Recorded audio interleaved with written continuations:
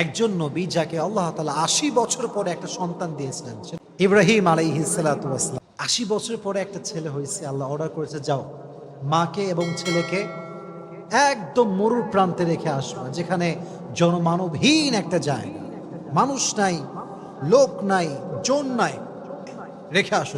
Order করতে দেরি, রেখে চলে আসছে সেই মরুভূমির মতো একটা জায়গা। তো যখন চলে যাবে, বিবি হাজার চাইলে বলতে পারতেন যে আমার মতো একজন অবলা নারীকে তার সন্তান সহ এক বিশাল মরু প্রান্তে, মরুভূমিতে, জনমানবহীন একটা জায়গায় রেখে যাচ্ছেন, আপনি কেমন স্বামী?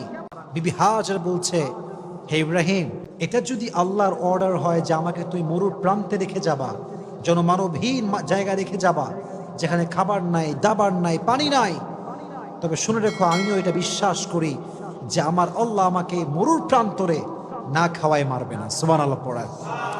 তুমি যদি আমাকে রেখে খুশি হও, আমি এখানে থেকে খুশি আছি। ধৈর্য ধারণ করেছে।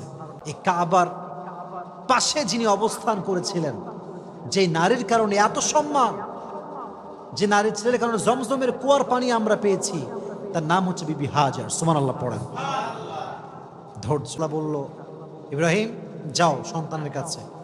৮০ বছর পরে সন্তান পাইছে, আদরও করতে পারে নাই, নিজের কাছেও রাখতে পারে না, রেখে আসছে মরুর প্রান্তরে। এবার আসছে আব্বা, ছেলে এদিকে আসো। কি হয়েছে আব্বা? বলছে আমি স্বপ্নে দেখেছি তোমাকে আমি জবাই করছি, এটা আমার আল্লাহর আদেশ। তুমি কি বলছো? ফাংদুর। ইসমাইল চাইলে বলতে পারতো, আব্বা আপনি কেমন জালেম, জন্মের সঙ্গে সঙ্গে আমাকে আপনি আদর না করে রেখেছেন মরুর প্রান্তরে, আর আজ আপনি এসেছেন খবর না নিয়ে জবাই করার জন্য। এটা বলে নাই।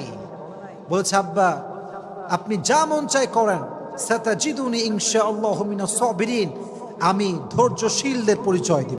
যখন জবাই করতে যাবে, আল্লাহ তাআলা দুম্বাকে পাঠিয়ে দিয়েছেন। এখান থেকে বোঝা যায় যে যত বেশি স্যাক্রিফাইস করে সে বান্দা আল্লাহ তত বেশি প্রিয় হয়ে যায়।